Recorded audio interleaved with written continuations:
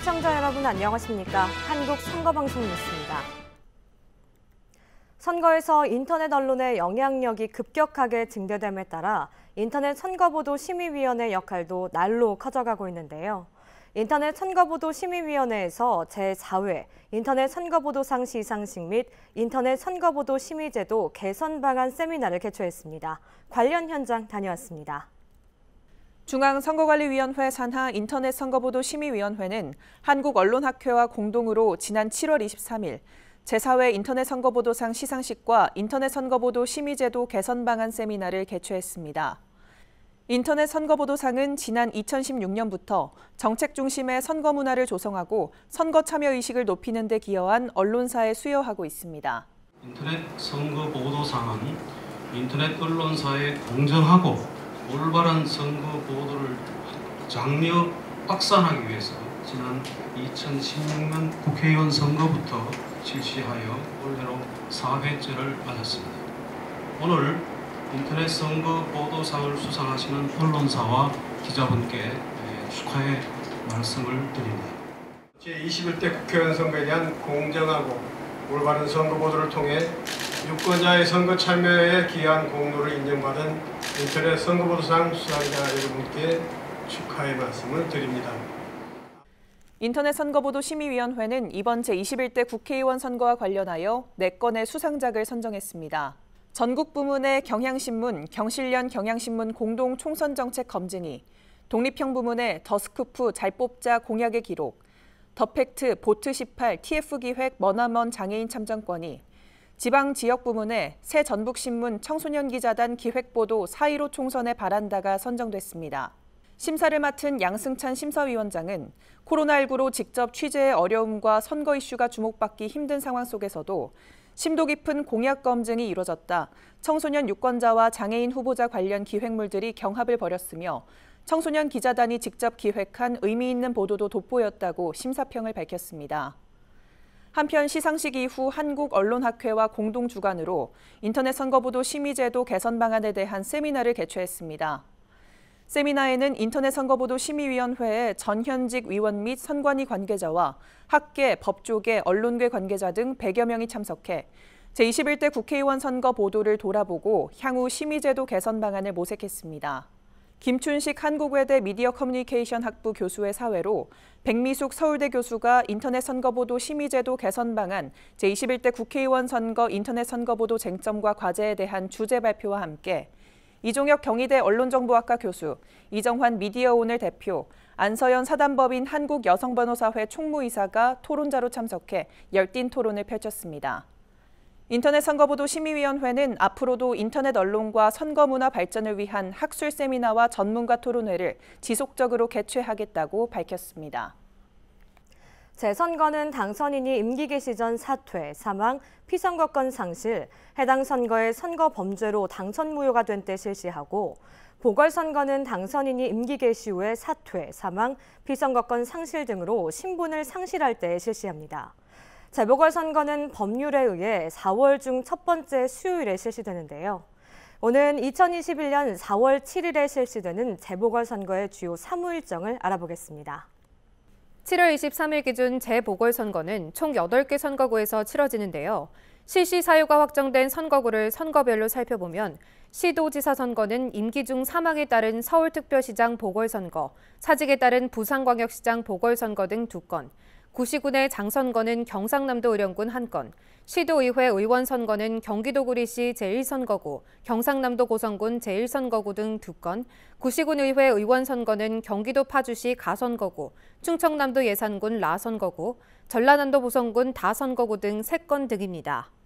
내년 실시되는 재보궐선거의 주요 사무 일정을 살펴보면 2020년 12월 8일부터 시도지사 등 선거의 예비후보자 등록 신청, 12월 25일부터 시도의원, 구시의원 및 장애선거의 예비후보자 등록 신청이 시작됩니다. 군의원 및 장애선거의 예비후보자 등록 신청은 2021년 1월 24일부터입니다.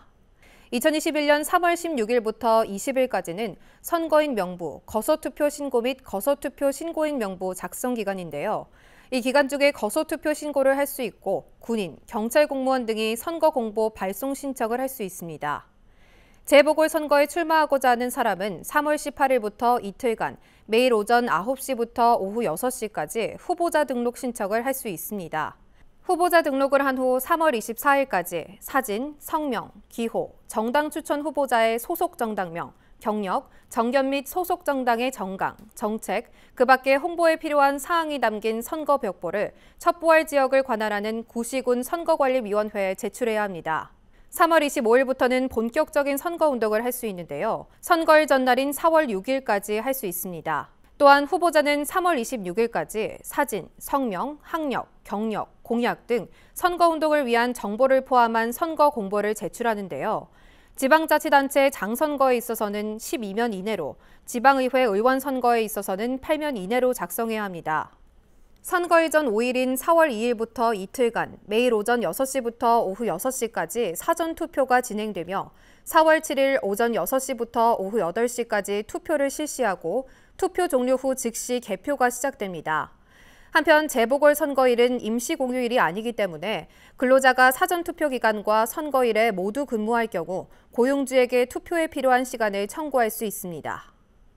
중앙선관위 선거연수원은 선거 정치에 참여의 즐거움을 누리면서 그 중요성과 의미를 되새기고자 유권자 정치 페스티벌, 유권자 강연 콘테스트 등 국민이 참여하는 다양한 행사를 개최하고 있습니다.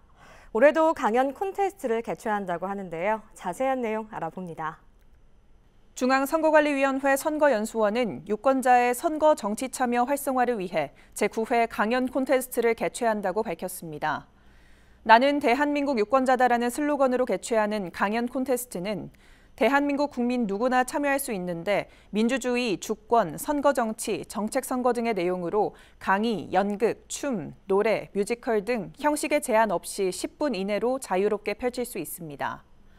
제9회 강연 콘테스트는 일반부, 청소년부로 나누어 예선, 본선, 결선으로 진행됩니다. 예선은 유권자가 자유롭게 참여할 수 있도록 동영상 심사로 실시하며 오는 8월 28일까지 선거연수원 홈페이지로 접수하면 됩니다. 명확성, 독창성, 발전 가능성, 작품 완성도 등 심사 기준을 통과한 강연은 9월 12일 본선을 거쳐 10월 31일 최종 결선을 치릅니다. 일반부 대상자에게는 중앙선거관리위원회 위원장상과 상금 300만 원을, 청소년부 대상자에게는 중앙선거관리위원회 위원장상과 상금 100만 원을 지급합니다. 또 일반부 입상자는 소정의 절차를 거쳐 선거연수원의 민주시민교육 강사로 활동할 수 있으며 청소년부 입상자는 선거연수원 주관 미래지도자 정치캠프에 참가 자격이 부여됩니다. 입상 작품은 민주시민교육 교재, 한국선거방송 콘텐츠 등으로 활용할 예정입니다. 제9회 강연 콘테스트에 참가를 희망하는 사람은 오는 8월 28일까지 선거연수원 홈페이지에 자신의 강연 모습을 담은 동영상을 제출하면 됩니다. 선거연수원은 강연 콘테스트가 성숙한 선거정치 문화 정책에 기여할 수 있는 뜻깊은 자리가 될 수 있도록 유권자들의 많은 참여를 당부했습니다.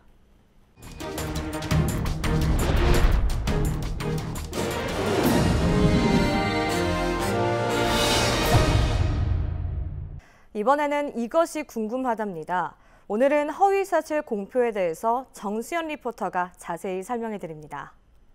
오늘 이것이 궁금하다의 주제는 허위사실 공표입니다. 최근 대법원에서 A지역 광역자치단체장이 지난 제7회 전국동시 지방선거 후보자 토론회에서 상대 후보자의 질문에 대해 이를 부인하면서 일부 사실을 진술하지 않은 것이 허위사실 공표에 해당하지 않는다며 해당 사건을 고등법원에 환송하는 판결을 내렸습니다. 많은 관심을 받았던 사건인 만큼 판결이 나온 이후에도 허위사실 공표가 무엇인지 궁금해하는 분들이 많으실 텐데요. 그래서 오늘은 대법원 판결을 바탕으로 허위사실 공표에 대해 알아보도록 하겠습니다. 공직선거법에서는 허위사실 공표죄를 당선 목적의 허위사실 공표죄, 낙선 목적의 허위사실 공표죄, 당내 경선 관련 허위사실 공표죄 등 3가지 유형으로 구분하고 있습니다. 당선 목적의 허위사실 공표죄부터 알아보겠습니다. 공직선거법 제250조 제1항은 당선되거나 되게 할 목적으로 연설, 방송, 신문, 통신, 잡지, 벽보, 선전문서 기타의 방법으로 후보자에게 유리하도록 후보자, 배우자 또는 직계 존비속이나 형제자매의 출생지, 가족관계, 신분, 직업, 경력 등 재산, 행위, 소속단체, 특정인 또는 특정단체로부터의 지지 여부 등에 관해 허위 사실을 공표하거나 공표하게 한 자 등은 5년 이하의 징역 또는 3천만 원 이하의 벌금에 처한다고 규정하고 있습니다. 이번 대법원에서 내려진 판결은 당선 목적의 허위 사실 공표죄에 해당하느냐에 대한 판단이었습니다. 이번 판결 사건의 개요를 살펴보면 2018년 6월 13일 제7회 전국동시 지방선거를 앞두고 5월 29일 열린 KBS 초청 A지역 광역단체장 후보자 토론회와 6월 5일 열린 A도 선거방송 토론위원회 주관 A지역 광역단체장 후보자 토론회에서 친형에 대한 정신병원 강제 입원과 관련하여 상대 후보자가 토론회에서 한 질문에 대해 비후보자가 이를 부인하면서 일부 사실을 진술하지 않았습니다. 이 사건의 쟁점은 후보자 토론회에서 상대 후보자의 질문에 대해 비후보자가 이를 부인하면서 일부 사실을 진술하지 않은 것이 허위 사실 공표에 해당하느냐의 여부인데요. 이에 대법원에서는 공직선거법은 허위의 사실과 사실의 왜곡을 구분하여 규정하고 있으므로 적극적으로 표현된 내용에 허위가 없다면 법적으로 공개 의무를 부담하지 않는 사항에 관하여 일부 사실에 대해 진술하지 않았다는 이유만으로 전체 진술을 곧바로 허위로 평가하는 데에는 신중해야 하고 토론 중 질문, 답변이나 주장, 반론하는 과정에서 한 표현이 선거인의 정확한 판단을 그르칠 정도로 의도적으로 사실을 왜곡한 것이 아닌 한 일부 부정확 또는 다소 과장되었거나 다의적으로 해석될 여지가 있는 경우에도 허위사실 공표 행위로 평가해서는 안 된다는 대법관 7명의 다수 의견이 있었습니다. 반면 법적으로 공개 의무가 부여된 사항이 아니고 일부 발언들에 허위라고 단정할 만한 내용이 없더라도 발언 전체 내용에 따라 허위 사실에 해당하는지 여부를 판단해야 한다며 관련 사건의 사실관계를 확인하기 위한 질문에 대해 자신에게 불리한 지시 독촉 사실을 숨기거나 은폐함으로써 의도적으로 사실을 왜곡하여 진실에 반하는 사실을 공표한 것이라는 5명 대법관의 소수 의견이 있었습니다. 이어서 낙선 목적의 허위 사실 공표죄를 보면 공직선거법 제250조 제2항에서 당선되지 못하게 할 목적으로 연설, 방송, 신문, 통신, 잡지, 벽보, 선전문서 기타의 방법으로 후보자에게 불리하도록 후보자, 배우자 또는 직계 존비속이나 형제자매에 관하여 허위의 사실을 공표하거나 공표하게 한 자 등은 7년 이하의 징역 또는 500만 원 이상 3천만 원 이하의 벌금에 처한다고 규정하고 있습니다. 이때 공표라 함은 불특정 또는 다수인에게 허위 사실을 알리는 것이고 개별적으로 한 사람에 대하여 사실을 유포하더라도 이로부터 불특정 또는 다수인에게 전파될 가능성이 있다면 요건을 충족한다고 봅니다. 또 후보자에게 불리한 허위 사실이란 후보자의 사회적 가치 내지 평가가 침해될 가능성이 있을 정도의 구체성이 있으면 족하고 반드시 시기, 장소, 수단, 방법 등 상세한 부분까지 특정되어야 할 필요는 없습니다. 사실을 직접적으로 표현한 경우뿐 아니라 간접적이고 우회적인 표현이라도 그 표현의 전 취지에 비추어 그와 같은 사실의 존재를 암시하는 경우에도 허위사실 공표죄가 성립할 수 있습니다.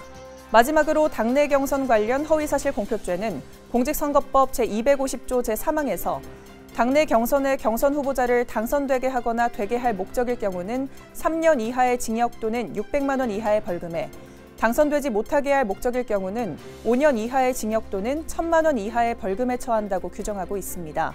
허위사실 공표죄는 후보자에게 유리하거나 불리하도록 허위사실을 공표하여 선거인의 공정한 판단에 영향을 미치는 일체의 행위를 처벌함으로써 선거의 공정성을 보장하기 위한 규정인데요. 선거에서 선거인이 누구에게 투표할 것인가를 공정하게 판단하기 위해서는 후보자에 관하여 정확한 판단 자료가 제공되어야 하는데 만약 후보자에 관하여 허위의 자료가 제공되면 선거인의 공정하고 정확한 판단을 그르칠 위험이 있죠. 그래서 선거에서 선거인에게 후보자의 경력 등에 관하여 정확한 정보가 전달되어야 함과 동시에 잘못된 정보가 유포되는 것을 방지하는 것이 필요합니다. 이에 공직선거법에 허위사실 공표죄 조항을 두어 후보자에게 유리하거나 불리한 허위의 사실을 공표하지 못하게 함으로써 선거인들은 후보자에 대한 정확한 판단 자료를 가지고 올바른 선택을 할 수 있게 되는 겁니다. 어떠세요? 이제 허위사실 공표죄에 대해서 궁금증이 좀 풀리셨나요? 지금까지 이것이 궁금하다였습니다.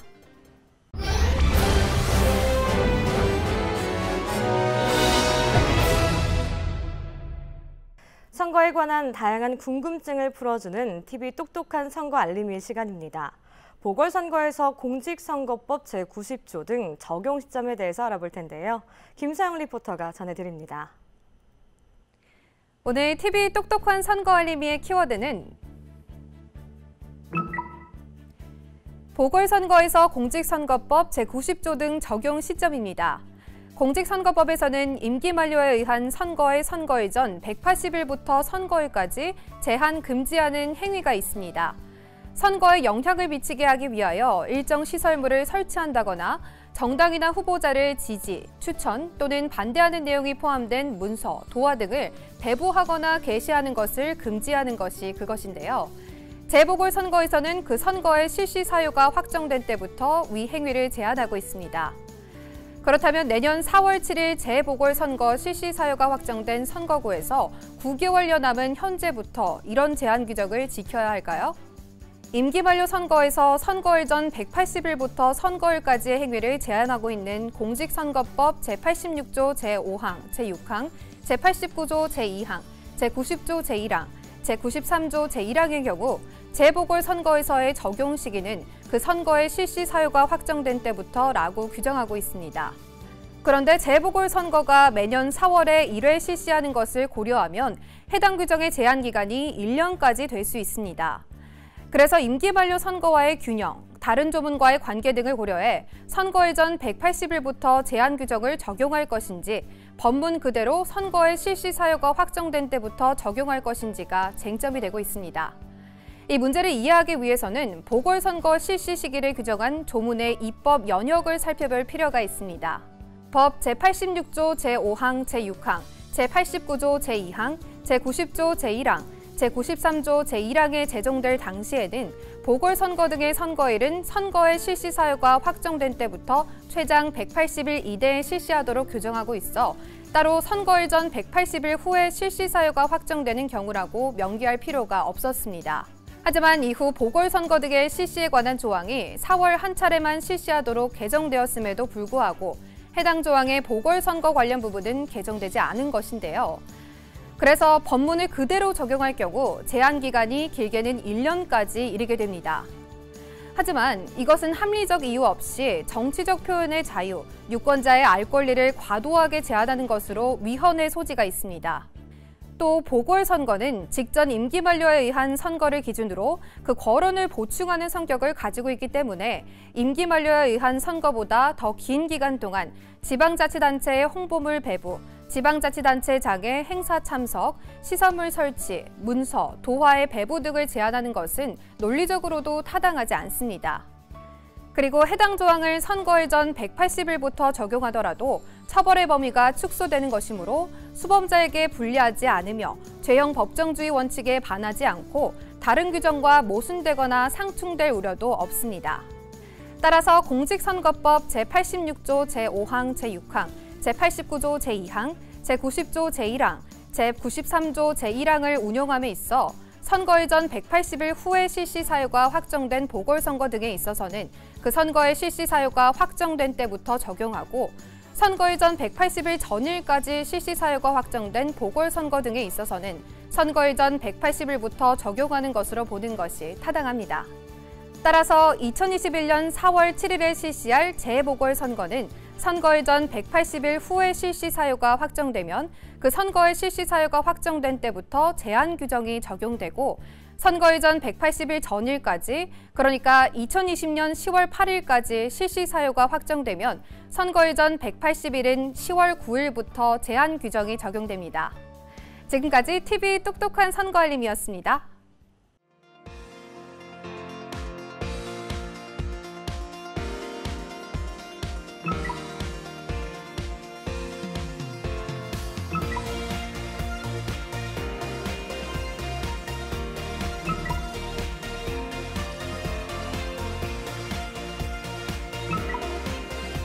Three, two, one.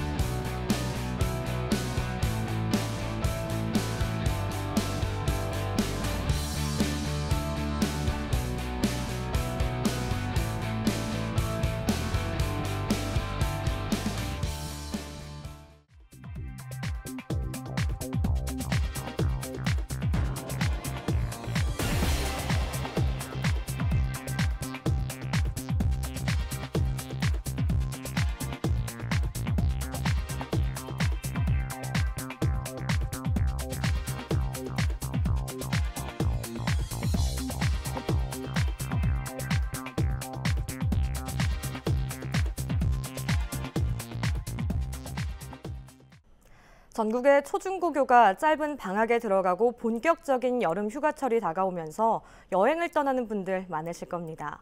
올해는 코로나19 여파로 해외여행을 갈 수 없기 때문에 국내 여행이 늘 것이라는 전망인데요. 하지만 휴가철 코로나19 바이러스 확산 위험성이 높은 것도 사실입니다.